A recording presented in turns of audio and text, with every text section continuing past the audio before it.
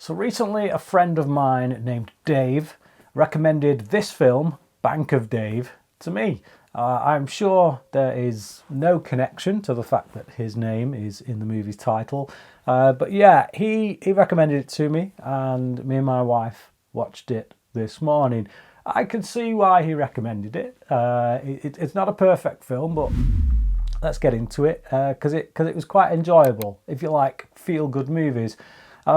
The biggest selling point of this movie for me personally is the fact that it's set in Burnley. So it's based on a true-ish, as the film states at the beginning, story about a man called Dave who decided to set up a bank, the first bank to be set up in 150 years in Burnley, of all places, which is just 15 minutes away from me. It's one of the closest nearby towns to me, and it's a place I regularly go to for various reasons. So I know it quite well.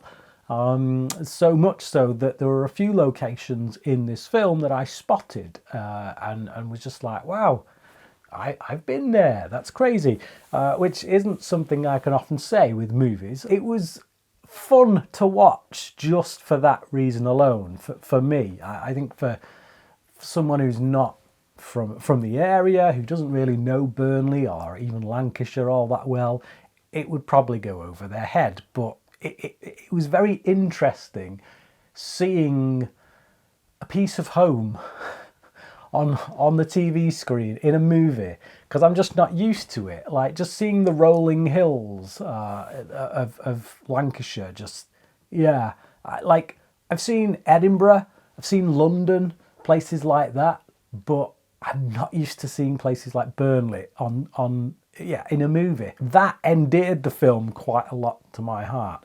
But this guy, anyway, he sets up this Bank of Dave to help the people of Burnley.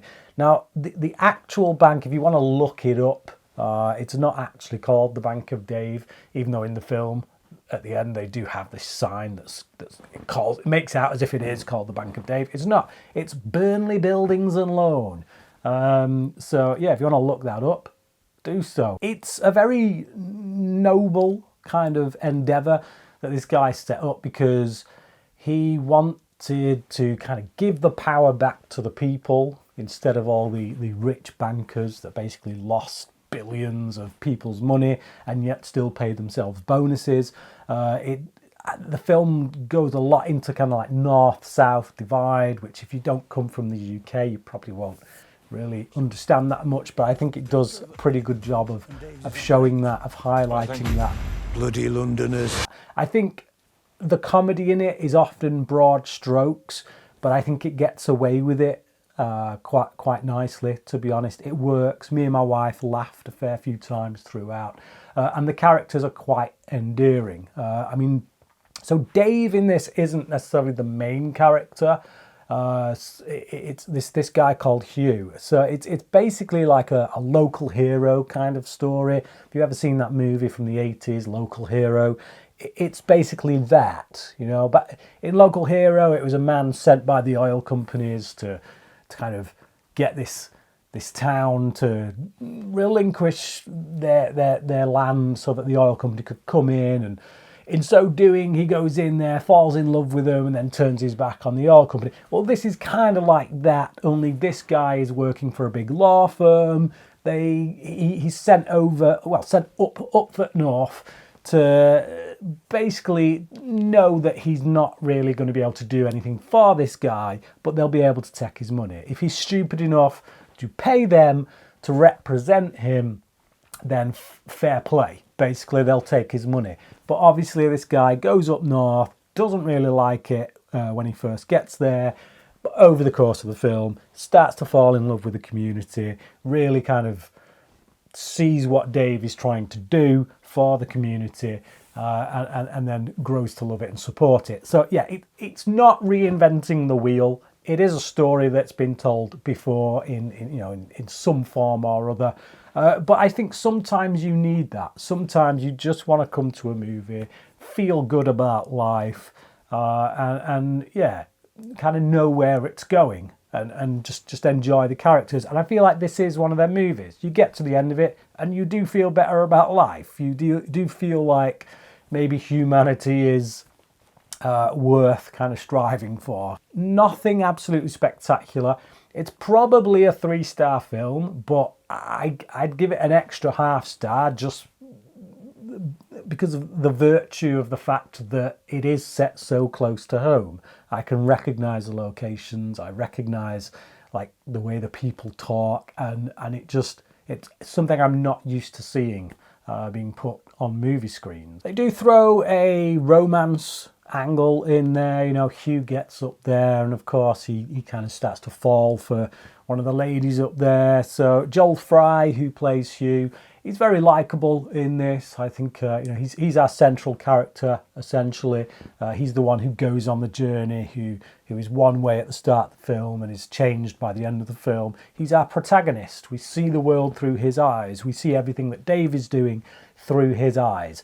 And yeah, like I say, Joel Fry is good in the role. I like him. He's kind of a little bit bumbling, but not in such a way that you don't believe that he would be a lawyer.